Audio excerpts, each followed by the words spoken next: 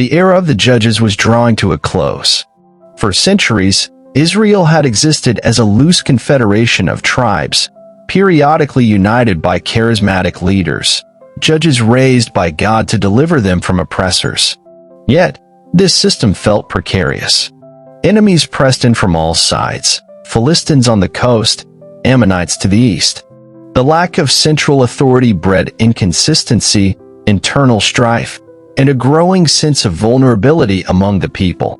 They looked around at their neighbors, nations with powerful monarchs, standing armies, and defined borders, and yearned for the same perceived stability.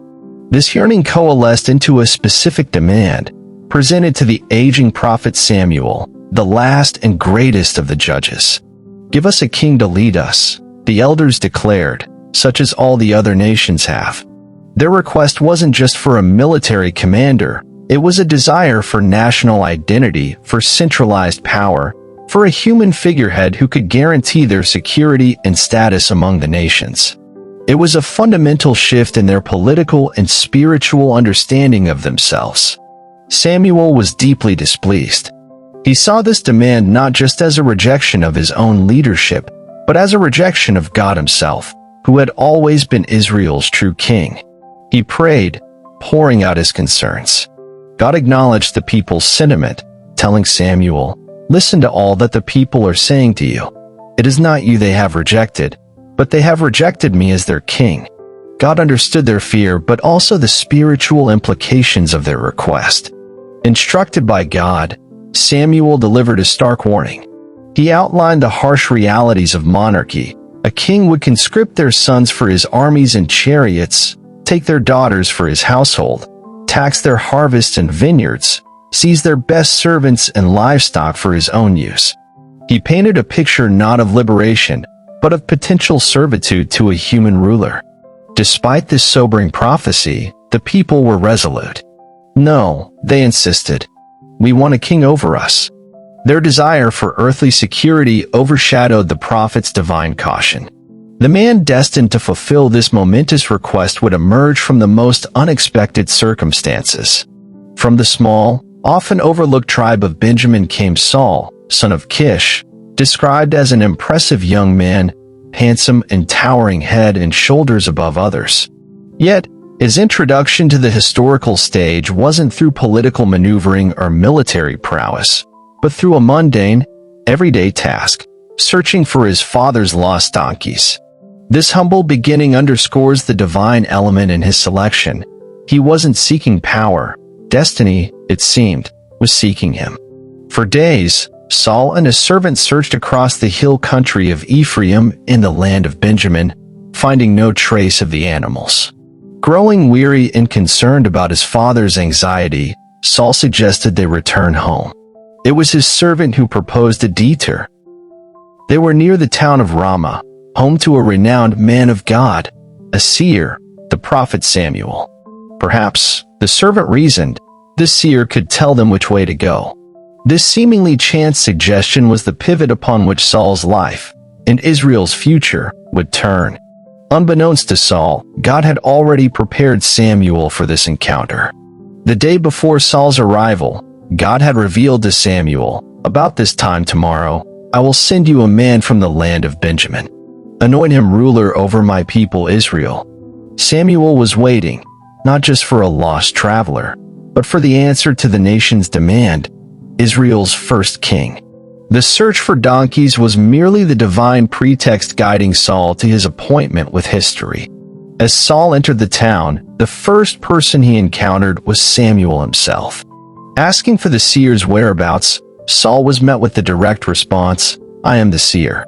Samuel immediately put him at ease about the donkeys, telling him they had been found, but quickly shifted focus to a far greater matter. "And to whom is all the desire of Israel turned, if not to you and your whole family line?" Saul, bewildered by this pronouncement, could scarcely comprehend the magnitude of what was unfolding. The following morning, Samuel took Saul aside privately. In a quiet, momentous ceremony, away from the public eye, Samuel took a flask of olive oil and poured it on Saul's head, sealing the divine choice with the sacred act of anointing. This wasn't a political coronation, but a spiritual consecration. Samuel kissed him and declared, "Has not the Lord anointed you ruler over his inheritance?" This secret anointing marked Saul's calling, setting him apart for God's purpose before his public reveal. To solidify Saul's own belief and provide tangible proof of his divine appointment, Samuel gave him specific signs to expect on his journey home. He would meet men who would confirm the donkeys were found, others who would offer him bread, and crucially, he would encounter a procession of prophets, whereupon the Spirit of the Lord would come upon him powerfully, causing him to prophesy alongside them. As Saul departed, each sign unfolded exactly as Samuel predicted, transforming the hesitant farmer into a man touched by divine power. Samuel then summoned all the tribes of Israel to Mizpah for the public selection of the king. Rather than simply presenting Saul, Samuel employed the sacred practice of casting lots, demonstrating that the choice ultimately came from God. The lots narrowed down the selection tribe by tribe, clan by clan, family by family, until finally, Saul, son of Kish, was chosen. Yet, when they looked for him, he was nowhere to be found. Overwhelmed or perhaps still deeply humble, Saul had hidden himself among the supplies. Dragged from his hiding place, Saul stood before the people, his imposing stature undeniable. While many shouted, "Long live the king," some remained skeptical. His kingship needed validation, and it came swiftly. Nahash the Ammonite besieged the Israelite town of Jabesh-Gilead, threatening brutal terms. When news reached Saul, the Spirit of God came upon him mightily. He rallied the tribes with fierce determination, leading them to a decisive victory. This triumph silenced the doubters and cemented Saul's authority as Israel's God-appointed, battle-proven king. With his position secured by popular acclaim and military success, Saul began the task of governing. He established his capital in Gibeah, his hometown, and started building the structures of a monarchy. He selected a core standing army of 3,000 men, placing his capable son Jonathan in command of a portion. For the first time, Israel had a permanent, centralized military force and a king focused on national defense and unifying the tribes under a single banner. The early years showed promise, fulfilling the people's desire for strong leadership. However, the most significant threat remained the Philistines.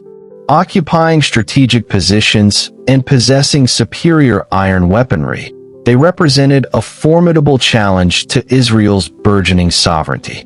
An initial, daring attack by Jonathan on a Philistine outpost provoked a massive Philistine counteroffensive. Thousands of chariots and soldiers gathered, spreading terror through Israel. Saul summoned the Israelite forces to Gilgal, the designated meeting place, preparing for a crucial confrontation. At Gilgal, the situation grew desperate. Saul's army, intimidated by the Philistine might, began to desert. Samuel, who was supposed to meet Saul there to offer sacrifices and seek God's blessing before the battle, was delayed. Saul had been instructed to wait 7 days.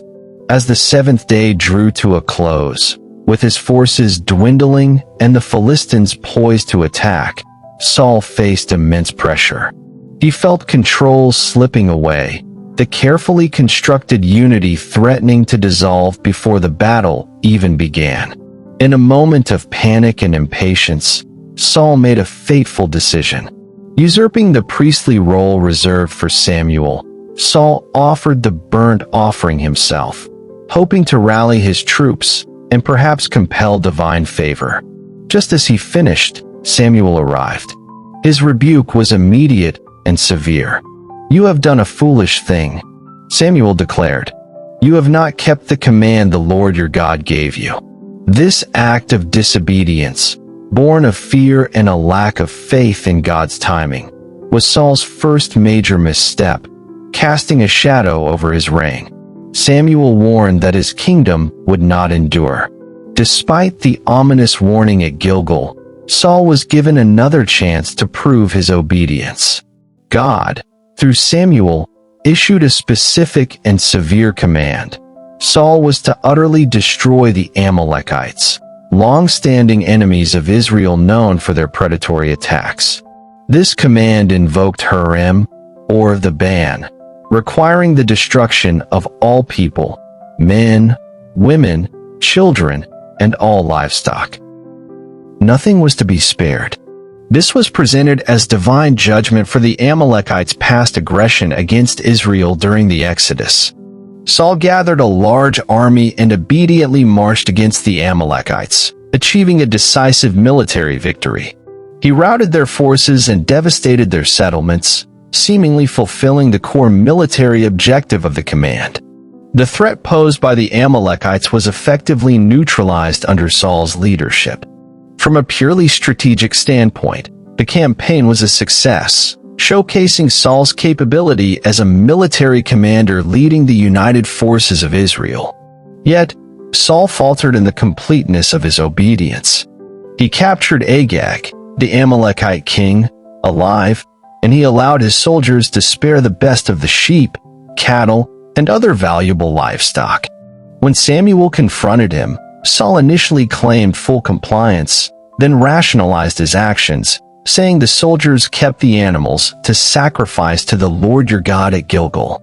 He deflected responsibility and attempted to justify his partial obedience with religious pretext, revealing a priority for popular approval or personal gain over God's explicit instructions. Samuel's response was scathing and final. Does the Lord delight in burnt offerings and sacrifices as much as in obeying the voice of the Lord? He asked. To obey is better than sacrifice. Because you have rejected the word of the Lord, he has rejected you as king. Saul pleaded for forgiveness, even grabbing Samuel's robe, which tore, a symbol, Samuel declared, of how God had torn the kingdom from Saul. This second, deliberate act of disobedience sealed Saul's fate. His reign was now spiritually illegitimate, though he would continue to occupy the throne for years to come. The rejection of Saul weighed heavily on Samuel. He mourned for the king he had anointed, the potential that had been squandered through disobedience. But God's plan moved forward. The Lord commanded Samuel to stop grieving for Saul and undertake a new, secret mission, to go to Bethlehem, to the house of a man named Jesse, for God had chosen one of his sons to be the next king. Filling his horn with oil, Samuel journeyed south, carrying the future of Israel's monarchy with him. Arriving in Bethlehem, Samuel consecrated Jesse and his sons for a sacrificial feast. Following God's guidance, he began to assess Jesse's sons. When the eldest, Eliab, tall and impressive like Saul, stood before him, Samuel thought, surely the Lord's anointed stands here. But God corrected him with a timeless principle. Do not consider his appearance or his height, for I have rejected him. The Lord does not look at the things people look at. People look at the outward appearance, but the Lord looks at the heart. One by one, 7 of Jesse's sons passed before Samuel, but none were the chosen one. Perplexed, Samuel asked Jesse if he had any other sons. Jesse admitted there was one more, the youngest, David, who was out tending the sheep. David was summoned from the fields, described as glowing with health, with fine eyes and handsome features. As soon as David arrived, God instructed Samuel, "Rise and anoint him. This is the one." The shepherd boy, overlooked by his own family, was God's choice, selected based on the unseen qualities of his heart. In the presence of his stunned brothers, Samuel anointed David with the oil. From that day forward, the Bible states, the Spirit of the Lord came powerfully upon David. Simultaneously, a profound shift occurred with Saul. The Spirit of the Lord departed from him, and he began to be tormented by a harmful spirit. Ironically, it would be David, the secret king-in-waiting, who would soon be brought into Saul's court as a musician to soothe the troubled monarch, setting the stage for their intertwined and ultimately tragic destinies. David quickly proved his worth, not just as a soothing musician but as a courageous warrior. His legendary victory over the Philistine giant Goliath catapulted him to national fame. He served Saul with loyalty and skill, achieving great success in military campaigns. The people of Israel admired him. Saul's own son Jonathan formed a deep bond of friendship with him, and even Saul initially seemed pleased with the young hero who brought relief both to his tormented mind and his kingdom's battles. But David's rising popularity soon ignited a destructive fire within Saul: jealousy. As the victorious soldiers returned from battle, women came out singing and dancing, chanting the fateful words, "Saul has slain his thousands, and David his tens of thousands." This comparison struck deep into Saul's insecurity. From that moment on, the Bible says Saul kept a jealous eye on David. The king, rejected by God and plagued by inner turmoil, saw the rising star not as an asset, but as a threat to his throne and legacy. Saul's jealousy quickly morphed into murderous intent. On multiple occasions, while David played the lyre to soothe him, Saul hurled his spear, attempting to pin David to the wall. He grew afraid of David, recognizing that the Lord was with him but had departed from himself. He tried sending David on dangerous military missions, hoping he would be killed by the Philistines. He even offered his daughter Michal in marriage, setting a deadly bride price, but David survived. Eventually, Saul's intentions became undeniable, forcing David to flee for his life, aided by Jonathan and Michal. Thus began David's life as a fugitive. The national hero, the king's son-in-law, the anointed successor, was forced to hide in caves, forests, and foreign lands. He gathered around him a band of loyal followers, men who were distressed, in debt, or discontented. For years, David lived on the run, constantly moving to evade Saul's relentless pursuit, demonstrating resourcefulness and leadership even in exile, while Saul became increasingly consumed by his obsession. Saul's obsession with eliminating David escalated, often taking precedence over national security. He mobilized significant portions of his army, thousands of soldiers, not to fight the Philistines, but to hunt down one man, the shepherd boy who had once served him faithfully. He pursued David relentlessly through the wilderness of Judah, acting on tips from locals like the Ziphites, determined to eradicate the perceived threat to his kingship, blind to the true spiritual state of his own reign. In the stark landscape of En-Gedi, destiny offered David an extraordinary opportunity.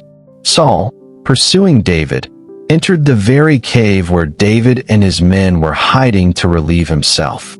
David's men saw this as divine providence, urging him, "This is the day the Lord spoke of when he said to you, 'I will give your enemy into your hands for you to deal with as you wish.'"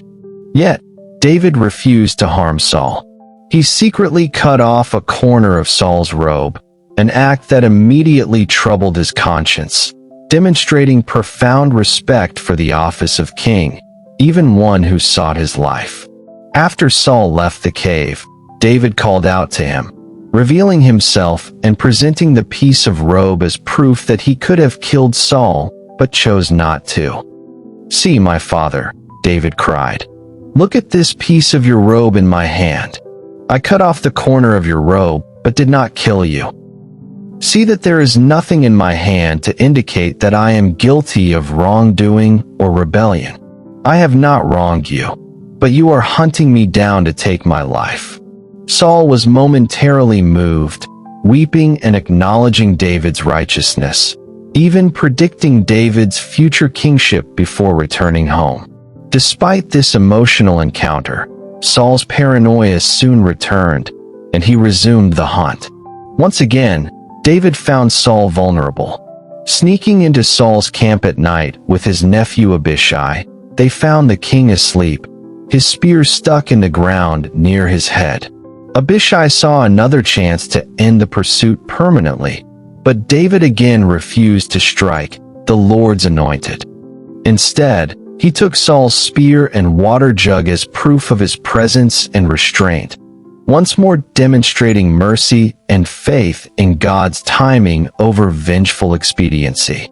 This contrast highlighted David's fitness for kingship and Saul's tragic decline. The relentless pursuit of David had weakened Israel and emboldened its enemies.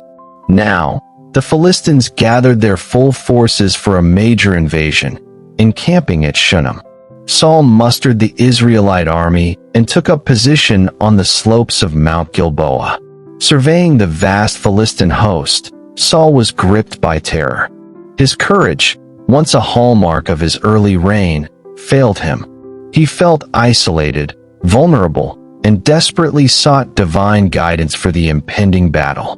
But when Saul inquired of the Lord, there was only silence. God did not answer him, neither by dreams, nor by Urim, the sacred lots used by the high priest, nor by prophets. The divine connection that had once empowered him was severed completely. This silence was perhaps more terrifying than any Philistine threat. Rejected by God, abandoned by the Spirit, and with Samuel dead, Saul felt utterly alone, facing his kingdom's greatest crisis with no heavenly direction. Driven by desperation, Saul resolved to seek guidance from a forbidden source. He disguised himself and, under the cover of darkness, traveled with 2 trusted men to Endor, a town known to harbor a medium or necromancer. This was an act of profound spiritual compromise, as Saul himself had previously outlawed mediums and spiritists from the land in accordance with God's law.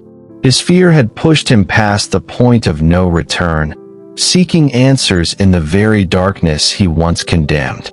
Saul persuaded the fearful medium to conjure the spirit of the prophet Samuel. When the spectral form appeared, the medium cried out, realizing she had been deceived and her client was the king. The apparition of Samuel delivered a chilling message, confirming God's rejection of Saul and reiterating that the kingdom had been given to David. More terrifyingly, Samuel foretold imminent doom. The Lord will deliver both Israel and you into the hands of the Philistines, and tomorrow you and your sons will be with me. Saul collapsed in fear and despair, his fate sealed not by the Philistines, but by his own choices and God's judgment. The prophecy delivered in the darkness of Endor met its fulfillment in the harsh light of battle on Mount Gilboa. The Philistine forces, particularly their skilled archers, pressed hard against the Israelites. The battle turned against Israel, and the army was routed, suffering heavy losses as they fled up the mountain slopes. The strategic high ground offered no refuge from the superior Philistine onslaught. Israel's first king faced his final, disastrous battle. Amidst the chaos and carnage, tragedy struck the royal household directly. Saul's sons, fighting alongside their father, were cut down by the Philistines. Jonathan, the valiant prince and David's loyal friend, fell. His brothers Abinadab and Malchishua also perished. Saul witnessed the death of his heirs, the end of his dynasty unfolding before his eyes on the bloody battlefield. The hope for Israel's future, embodied in these young men, was extinguished in the Philistine onslaught. The Philistine archers closed in on Saul himself, wounding him critically. Fearing capture, torture, and humiliation at the hands of his enemies, Saul pleaded with his armor-bearer, "Draw your sword and run me through, or these uncircumcised fellows will come and run me through and abuse me." But his armor-bearer, terrified and perhaps loyal to the end, refused. Seeing no other way out, Saul took his own sword, placed the hilt on the ground, and fell upon its blade, ending his own life. The victorious Philistines found the bodies of Saul and his sons, desecrating them by displaying them on the wall of Beth-shan. But the valiant men of Jabesh-Gilead, remembering Saul's first great victory on their behalf, undertook a daring night mission to retrieve the bodies and give them a proper burial. Saul's reign, which began with such promise and divine favor, ended in tragedy, defeat, and suicide, a profound biblical lesson on the consequences of pride, disobedience, and jealousy. His death marked the end of an era, paving the way for the shepherd boy from Bethlehem, David, to finally ascend the throne. If this story has inspired you, like, subscribe, and share. God's story is still unfolding. Keep seeking, keep believing. Until next time.